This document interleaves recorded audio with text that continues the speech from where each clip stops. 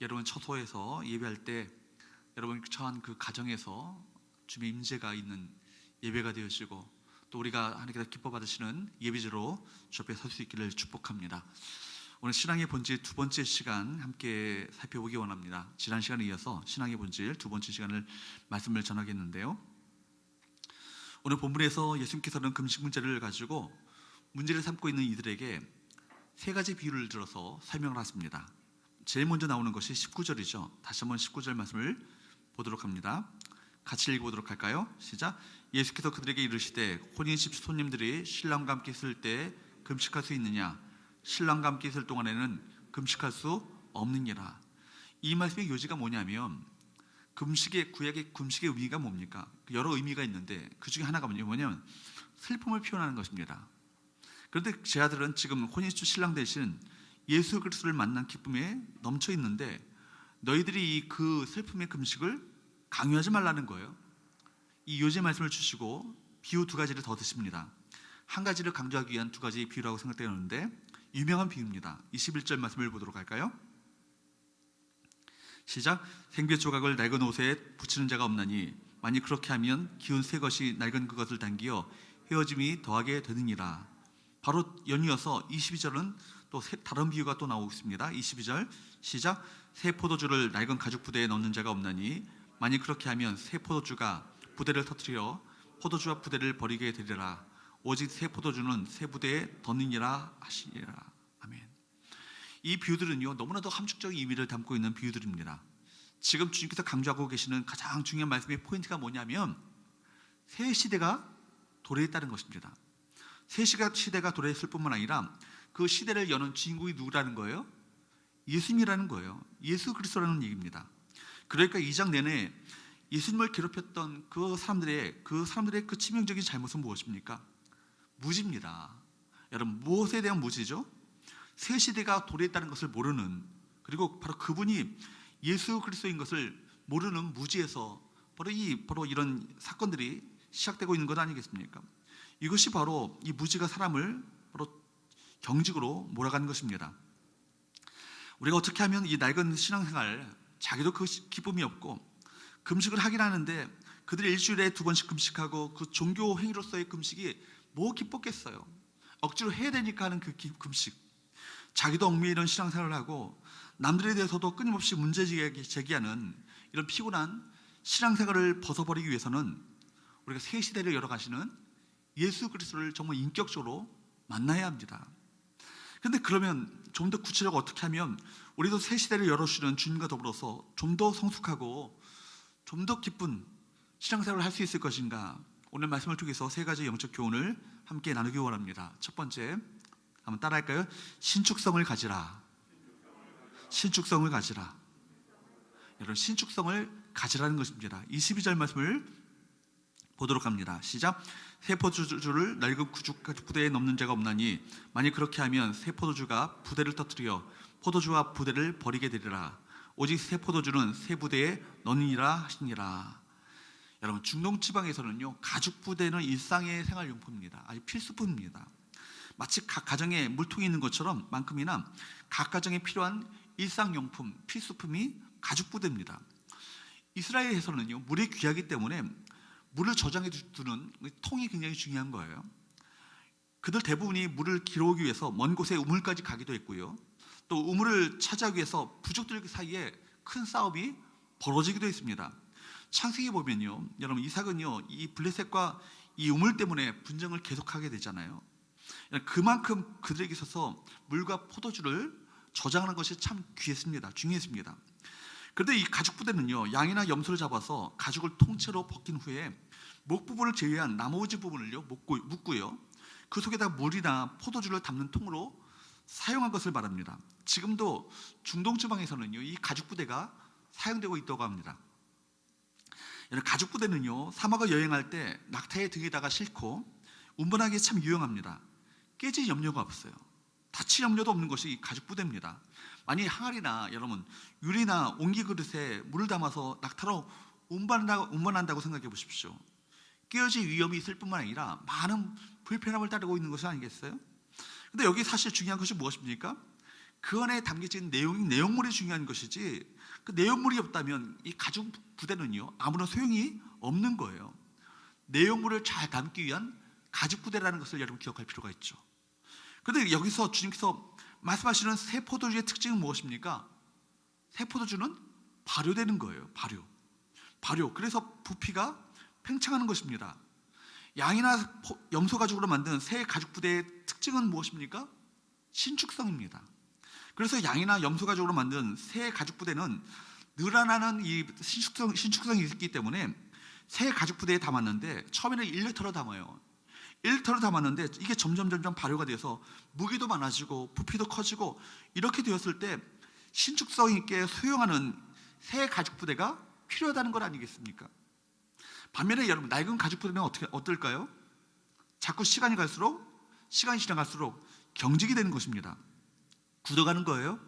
그래서 내 새 포도주가 발효가 되고 팽창이 되면 거기에 맞추어서 유동성이 있게 여러분 유연하게 대처해야 되는데, 경직이 되어 있으니까 이 가죽 부대가 신축성이 없다 보니까 제대로 담아내지 못하고 결국 이 부대가 터져버리고 만다라는 것입니다. 그렇다면 여러분, 좋은 부대란 어떤 것일까요? 내가 정말 새 부대인가 낡은 부대인가 무엇을 가지고 알 수 있습니까? 새 부대의 성질은 뭐라고요? 신축성입니다. 반면에 낡은 부대는 신축성이 떨어집니다. 굳어지고 딱딱하고, 낡으면 딱딱하고 굳어지게 되는 것이죠. 사랑하는 여러분, 복음이 역사하는 곳의 특징은 무엇입니까? 유연성이 있어요. 경직된 곳은요 완고합니다. 새로운 것이 들어온 것을 거부합니다.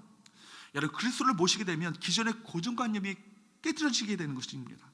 그래서 그리스도인의 삶은요 날마다 새로워지고 날마다 역동적으로 변해되는 거예요.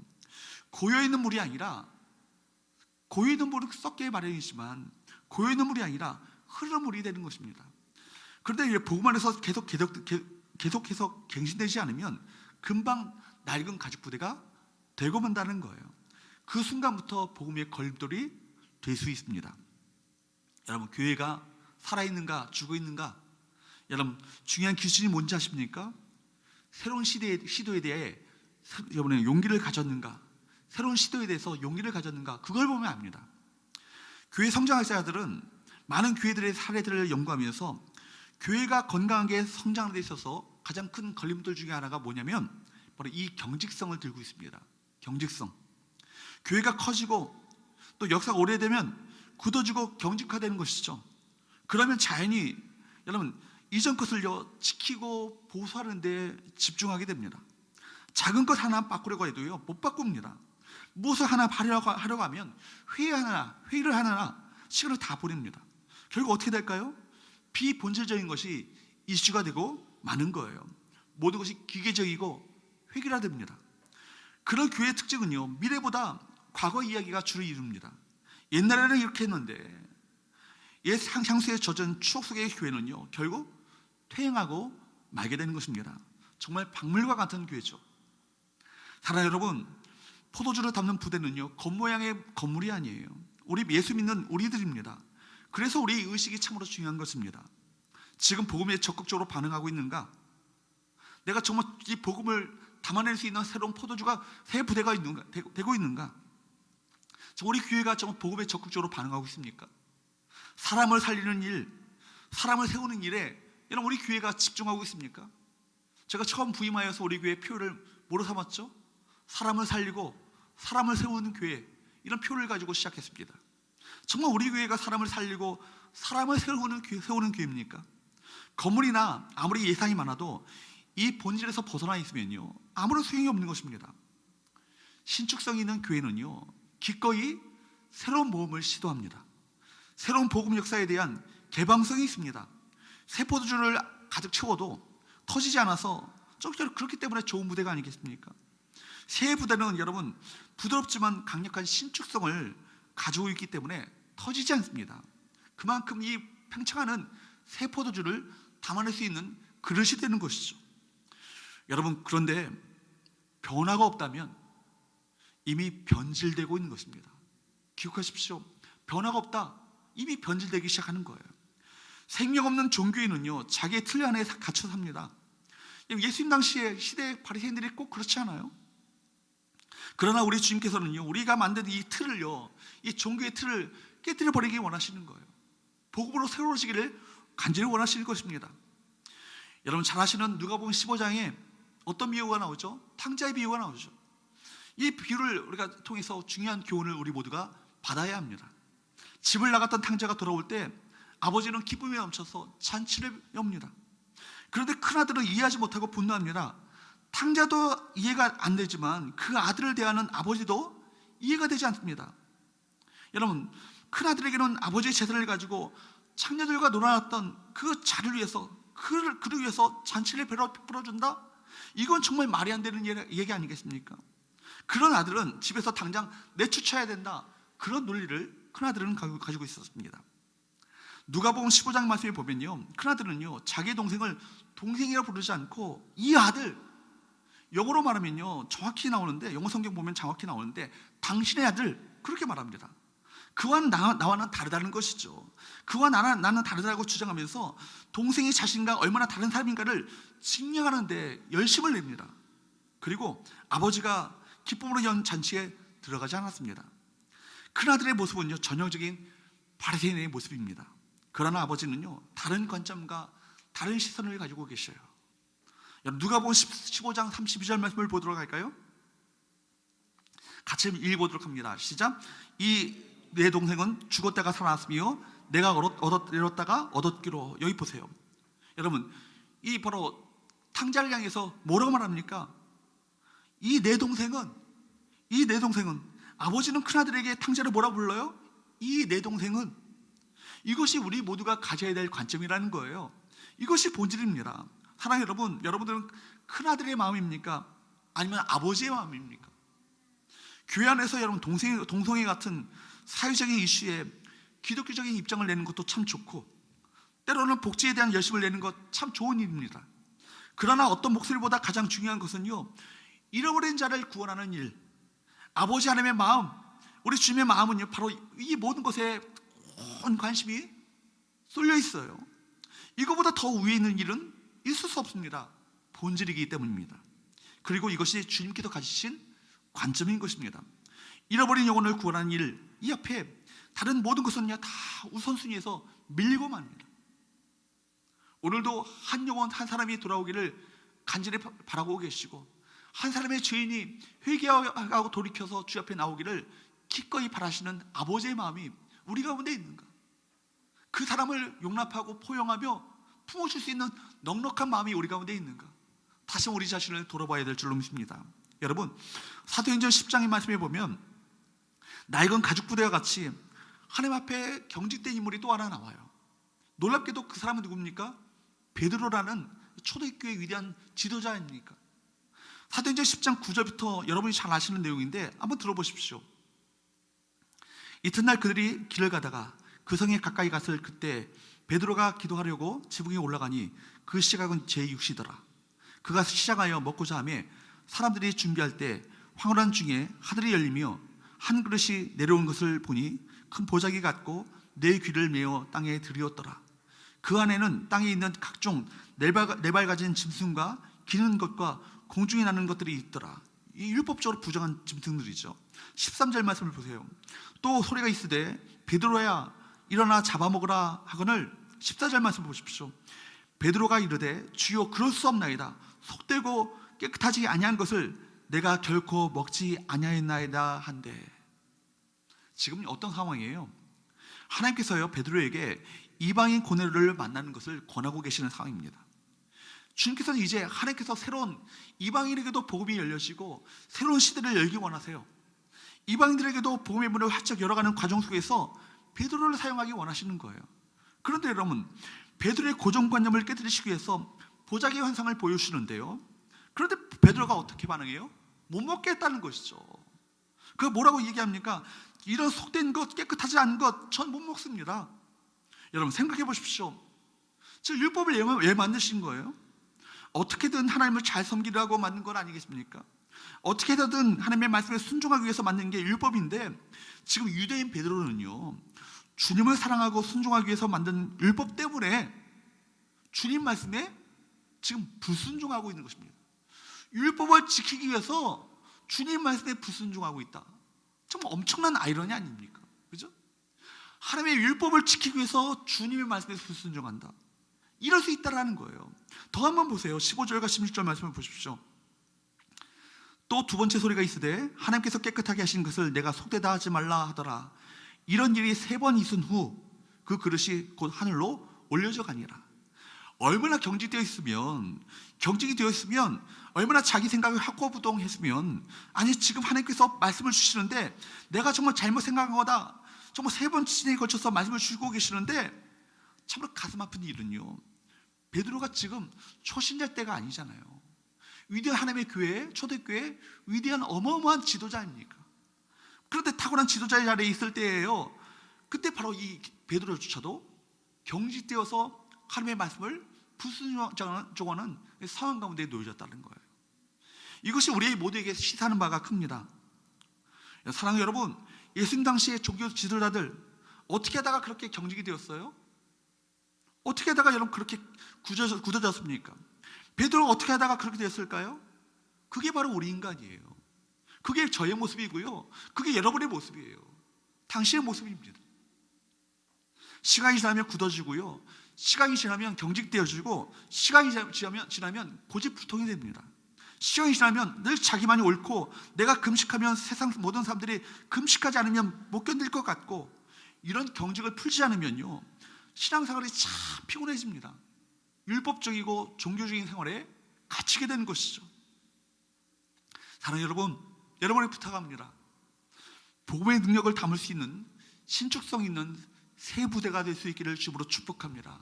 우리의 마음을 새롭게 하시고, 우리 교회가 복음 앞에 새로워짐으로 말미암아 주님의 기쁨 되어지는 새 부대가 되어지는 귀한 놀라운 역사가 우리 교회 가운데, 우리 모든 성도들의 삶 가운데 일할 수 있기를 주님으로 축복합니다. 두 번째로 한번 따라할까요? 낡은 가죽 부대를 바꾸라. 낡은 가죽 부대를 바꾸라. 여러분, 낡은 가죽 부대를 바꾸라는 거예요. 그래서 여러분, 복음은 변하지 않지만 복음을 둘러싼 세상은요 늘 변합니다. 복음을 담아내는 그릇은요 변할 수밖에 없는 거예요. 문화나 사람이나 조직이나 시스템, 방식, 모든 것이 최첨단이라 할지라도 이건 낡아집니다. 여러분, 종교개혁 당시에 그 모든 것은요 복음을 담아내기에 가장 최대역적인 것이었어요. 그러나 시간이 지나면 그것도 다 낡은 것이 되고 맙니다. 낡아진다는 것은 뭐예요? 영원하지 않다라는 거예요. 영원하지 않다라는 것은 이것은 진리가 아니라는 말입니다. 진리가 아니라면 목숨 걸 필요가 없다는 얘기예요. 생명을 걸 이유가 없다는 얘기입니다. 여러분, 눈에 보이는 이 세상의 모든 것은요 쇠퇴하고 사라집니다. 세월이 흐르면 종교도 낡아집니다. 지금 혁신을 일으켜도 유효기 한이 있죠. 조금만 지나면 시들시들해집니다. 오늘날 한국교회는요 세계사의 유례없는 빠른 성장과 동시에 빠른 쇠퇴를 경험하고 있는 바로 교회입니다. 우리 모든 정말 여러분 모두의 전통의 수혜자인 동시에 전통의 피해자이기도 합니다. 이전의 좋은 경험이 미래로 나아가는 데 있어서 도움이 될 수도 있고, 때로는 이 좋은 전통이라고 우리가 자부하는, 고수하는 이것이 오히려 걸림돌이 될 수 있다는 거예요. 이전 것만을 고집하다가 새로운 것을 받아들이지 못한다면 결국 죽고 맙니다. 교회도 사람과 같이 늙고 병들어가고 죽어가는 것입니다. 우리도 모르게 만들어진 이 전통 안에 갇히게 되면 그렇게 될 수 있습니다. 여러분, 건강한 교회는 어떤 교회입니까? 처음 온 분들이 마음껏 자신의 신앙의 꽃을 피울 수 있도록 장을 열어주는 교회가 건강한 교회입니다. 실수도 하고 약간은 문제를 일으켜도 그것을 너그럽게 받아주고 포용하며 격려하는 성도들이 각 곳곳에 포진하고 있어야 합니다. 처음 온 사람이 왜 그렇게 나대? 이렇게 견제하는 교회가 되어서는 안 될 것입니다. 이 시대 부흥이 있고 또 또한 복음이 힘있게 역사하는 교회들을 한번 보십시오. 특징이 있어요. 기존 신자들보다 새 신자들이 적응하기 좋은 곳이 바로 그런 교회들이에요. 또 다음 세대들에 대한 배려가 탁월한 곳이 그런 교회입니다. 거기에는요 복음이 마음껏 꽃이 핍니다. 그리고 놀라운 하나님의 영적 부흥이 그 공동체 가운데 일어나게 됩니다. 여러분, 교회는 계속해서 구원의 사건이 일어나야 합니다. 복음에 부딪혀서 세례받는 일들, 복음 안에서 새로운 영혼들이 거듭나는 일들이 계속해서 일어나야 되는 거예요. 어떤 사람들은 청년들이 돈만 많이 들고 돈이 안 된다 그렇게 말합니다. 그런 교회는 죽은 교회입니다. 그렇죠?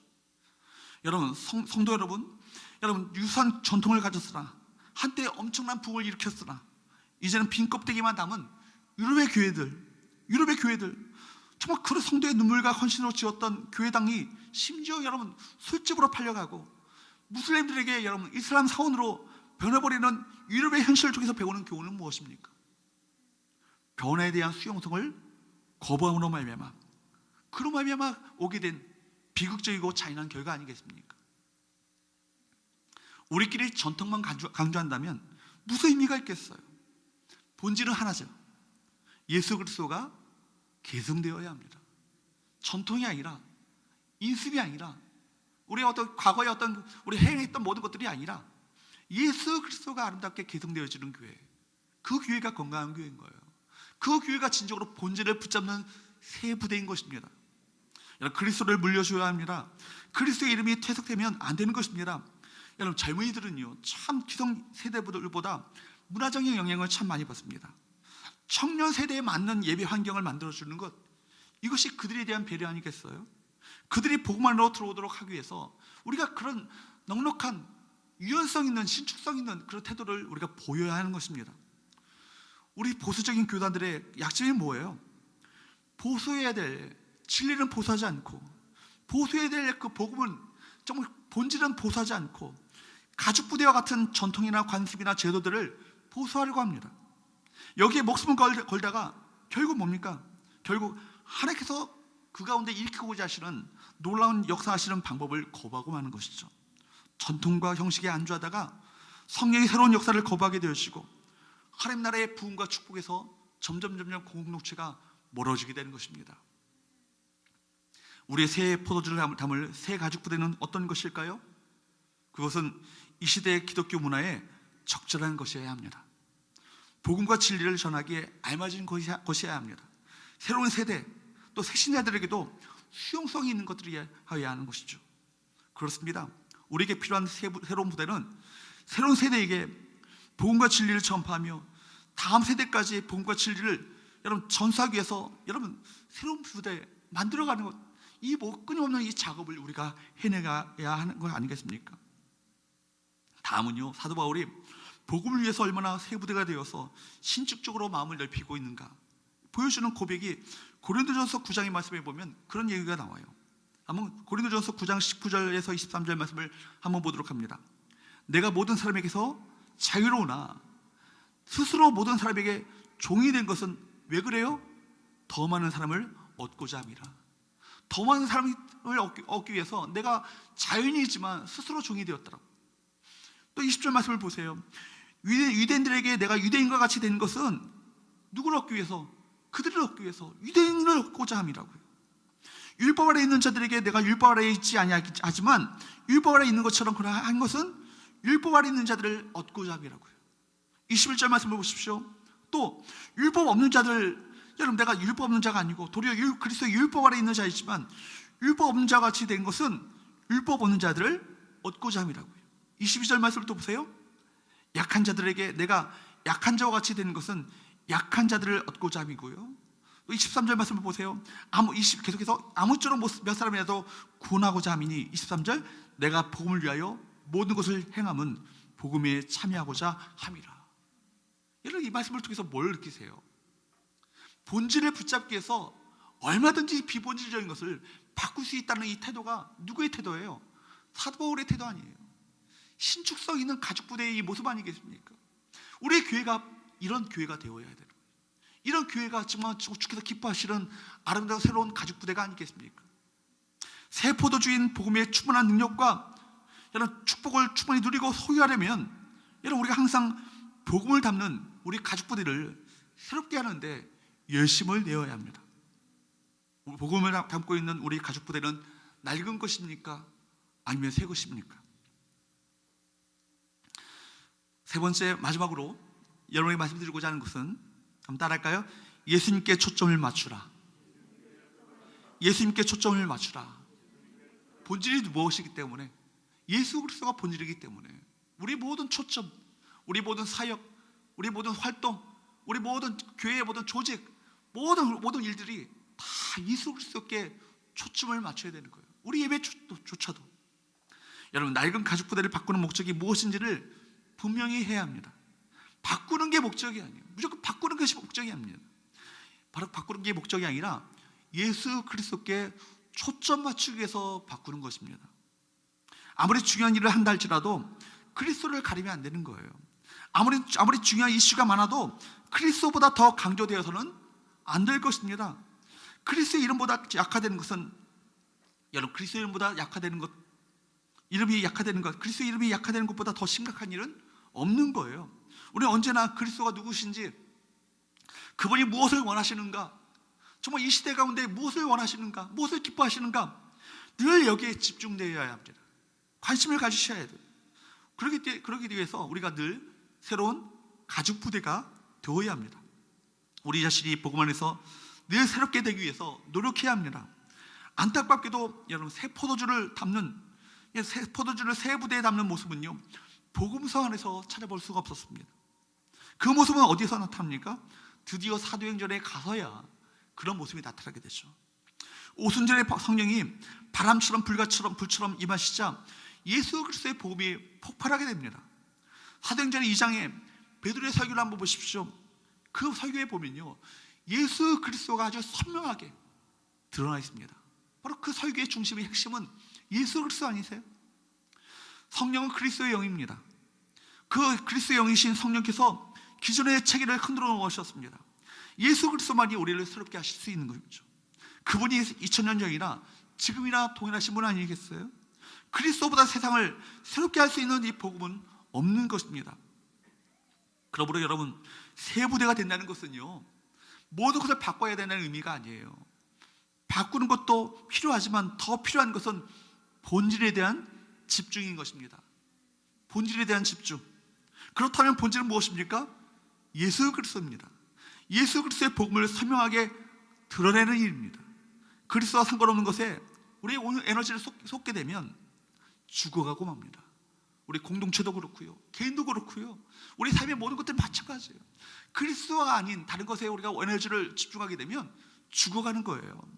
본질보다 비본질이 중심이 되면 죽는 것입니다. 하나 여러분, 내 안에 새 포도주가 되시는 그리스도를 모시고 계십니까? 새 포도주가 넘쳐 흐르는 그 삶을 살고 계십니까? 매일매일 복음으로 새롭게 되고 있습니까? 복음이 나를 움직이고 있고 복음이 우리 공동체를 움직이고 있습니까? 혹시 교회라는 조직과 제도에 움직이고 있지 않습니까? 나의 열정은 어디서 온 거예요? 열기가 아무리 대단해도 예수 그리스도로부터 나온 것이 아니라면 결국 얼마 못 가 소멸하고 말 것입니다. 처음 교회에 오는 순간, 이 교회는 정말 예수님이 주인이시구나, 이 교회야말로 예수님이 주인 된 교회구나, 금방 느낄 수 있는 교회가 참 좋은 교회입니다. 그런 교회가 진짜 교회입니다. 우리가 하는 모든 활동보다, 여러분, 우리가 하는 모든 모임 속에서도 여러분, 예수 냄새, 예수 정신, 예수 인격, 예수 성품이 들어야 되는 거 아니겠어요? 교회 안에 예수 닮은 성품을 가진 사람들이 그득해야 그 공동체가 진짜 주께서 원하셨던, 주께서 기뻐하시는 그 공동체가 되는 거예요. 그런데 예수가 사라지고 조직만 움직여진다면, 위원회, 부서, 조직 이것만 강조된다면 그곳에는요, 생명력이 없습니다. 예수가 사라진 곳에는 종교가 강화되고 하라 하지 말라 이런 강요가 넘쳐나게 됩니다. 여러분 보세요, 예수가 사라지면요, 이내 사람 냄새가 가득한 그런 죽어가는 교회가 되고 마는 거예요. 그러면 여러분, 구원의 역사는 멈추고 덩그러니 조직만 남는 거예요. 마치 유럽의 교회들과 같이. 여러분, 예수 그리스도를 드러내고 예수 그리스도를 증거하는 삶을 사시기를 주님으로 축복합니다. 예수 그리스도의 정신으로, 십자가의 정신을 가지고 모든 것을 움직여 나가시기를 축복합니다. 새 포도주가 되시는 예수님을 담아내기에 부족함이 없는 새로운 부대가 되는 성도, 새로운 부대가 되는 교회, 우리 새로운 부대가 되는 우리 심령이 되어서 여러분, 우리가 정말 이 복음의 능력을, 복음의 놀라운 축복들을 마음껏 담아내는 아름다운 교회, 성도가 된다면 얼마나 주께서 기뻐하실겠어요. 그죠? 우리가 얼마나 이것이 보람되겠습니까? 이 시간 우리 모두가 함께 기도하기 원합니다. 무엇보다 나 자신이 그리스도인으로서 예수의 복음과 시대의 변화를 같이 담아낼 수 있는 신축성 있는 새로운 부대가 되게 하여 주옵소서. 변화되기를 거부하고 전통과 관습 속에 머물러 있다가 나도 모르는 사이에 낡은 가죽 부대가 되어서 복음을 이 땅 가운데 땅에 쏟아버리는 불행한 일이 벌어지지 않도록 도와주십시오 라고 기도하시는 저와 여러분 되시기를 축복합니다. 우리 교회가 또 여러분들의 심령이 여러분 복음의 놀라운 능력을 담아내는 아름다운 새로운 부대가 될 수 있기를 축복합니다. 신축성 있게 정말 아름다운 이 새로운 포도주의 이 능력을 마음껏 팽창하는 놀라운 능력을 담아내는 아름다운 그릇이 되어서 이 시대 가운데 하나님 나라를 선포하고 하나님 나라를 또 확장시켜 나가며 하나님 나라의 이 복음을 힘있게 증거하는 그 일에 쓰임받는 저와 여러분 되시기를 주로 축복합니다. 기도하겠습니다.